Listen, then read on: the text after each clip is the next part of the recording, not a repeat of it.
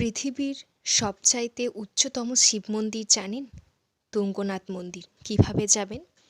হরিদ্বার ঋষিকেশ থেকে রুদ্রপ্রয়াগ, রুদ্রপ্রয়াগ থেকে চোপতা, চোপতা থেকে 2.5-3 কিলোমিটারের হাঁটা পথ ধরে গেলেই পেয়ে যাবেন এই তুঙ্গনাথ মন্দির। চোপতা, যাকে মিনি সুইজারল্যান্ড নামেও বলা হয়, কথিত আছে এই মন্দিরের বয়স 1000 বছরেরও বেশি। এখানে অধিষ্ঠান করেন স্বয়ং দেবাধিদেব মহাদেব।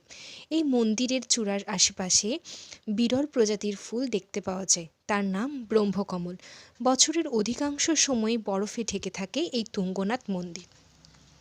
তাই সেই সময় মূল বিগ্রহকে তখন পাশের মাক্য গ্রামে অধিষ্ঠান করা হয়। ভক্তরা পুণ্য লাভের আশায় এখানে কড়া চড়াই পথ পার করে মহাদেবের দর্শনে আসেন।